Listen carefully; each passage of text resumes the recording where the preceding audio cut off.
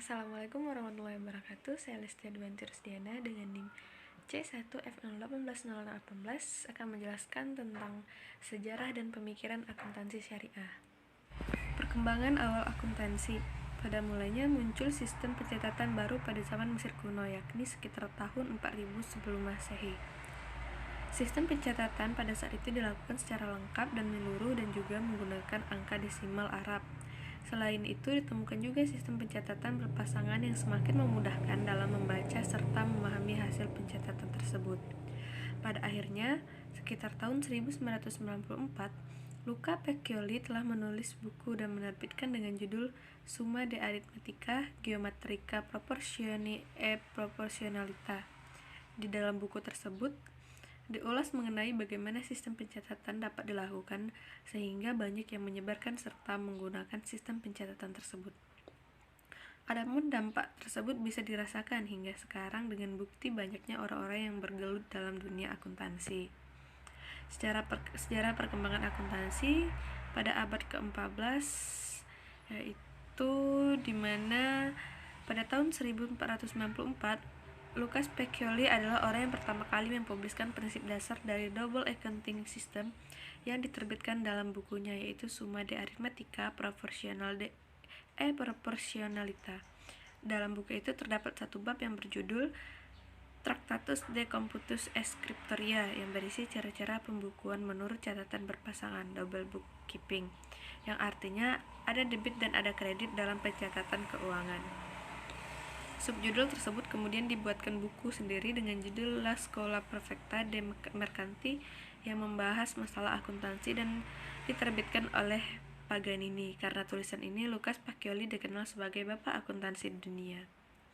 Pada abad ke-15, sejalan dengan menurunnya pengaruh Romawi, pusat perdagangan bergeser ke Spanyol, Portugis, dan Belanda. Akibatnya, sistem akuntansi yang telah dikembangkan Romawi juga ikut berpindah dan digunakan di negara-negara tersebut.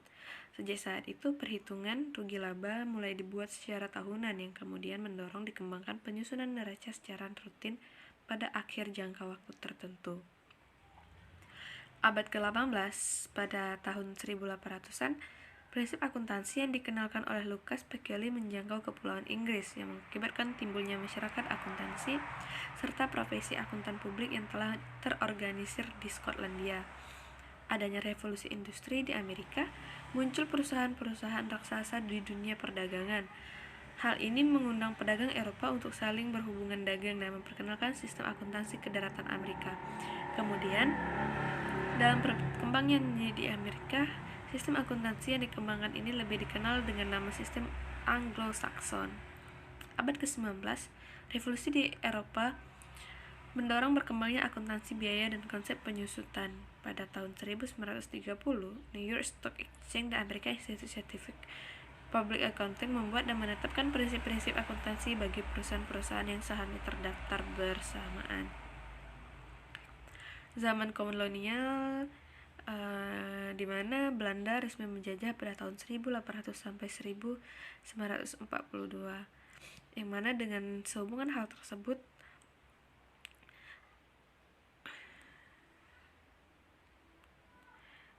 zaman kolonial yaitu zaman kemerdekaan, di mana beberapa daerah bekas jajahan Belanda, kondisi praktik pembukuan dan perkembangan pemikiran akuntansi sangat dipengaruhi oleh Belanda sampai dasawarsa 1960-an. Sistem tersebut lebih dikenal dengan nama tata buku. Dalam dunia pendidikan tinggi, akuntansi pola Belanda ini sangat berpengaruh dalam kurikulum pengajaran sampai dengan pertengahan dasawarsa tahun 1970-an. Perkembangan akuntansi syariah. Kaidah akuntansi dalam konsep syariah Islam dapat didefinisikan sebagai kumpulan dasar-dasar hukum yang baku dan permanen yang disimpulkan dari sumber-sumber syariah Islam dan dipergunakan sebagai aturan oleh seorang akuntan dalam pekerjaannya, baik dalam pembukuan, analisis, pengukuran, pemaparan, maupun penjelasan dan menjadi pijakan dalam menjelaskan suatu kejadian atau peristiwa. Perkembangan akuntansi syariah pada zaman Khalifah pada saat Abu Bakar As-Siddiq, di mana pengelolaan Baitul Mal masih sangat sederhana, di mana penerimaan dan pengeluaran dilakukan secara seimbang sehingga hampir tidak pernah ada sisa. pada masa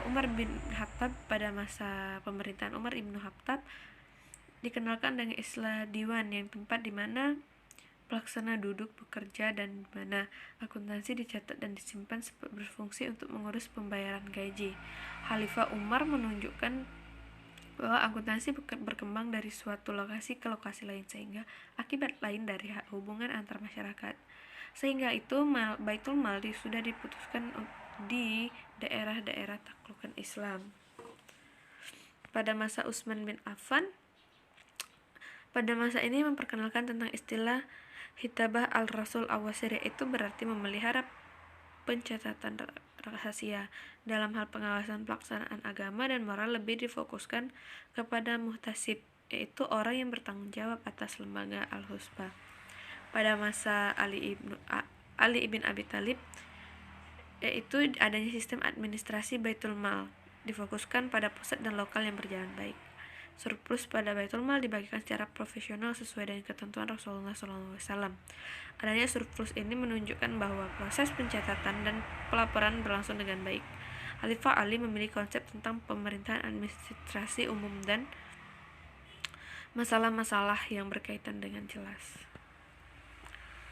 Prosedur dan istilah dalam akuntansi terdiri dari bukti asli, terdiri dari alat untuk mengklasifikasi serta mencatat transaksi, alat untuk mengikhtisarkan akibat perubahan yang terjadi pada pos rekening aktiva, hutang, dan modal yang disebut dengan buku besar. Tahap-tahap pekerjaan untuk menyajikan laporan keuangan, yaitu 1. Pembuatan bukti pembukuan, adanya transaksi keuangan, persediaan alat, dan ada perintah untuk membukukan transaksi yang terjadi. Bukti pembukuan dibagi menjadi 2 macam, yaitu buku kas, lalu ada bukti memorial. Hubungan antar akuntansi modern dan syariah.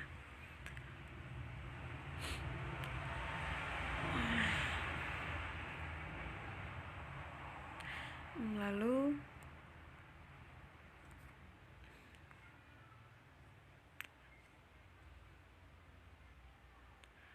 hubungan antara akuntansi modern dan syariah. Luca Pacioli sebagaimana adalah seorang ilmuwan sekaligus juga seorang pengajar di beberapa universitas Italia. Untuk itu, beliau telah banyak membaca buku-buku, termasuk buku yang telah diterjemahkan.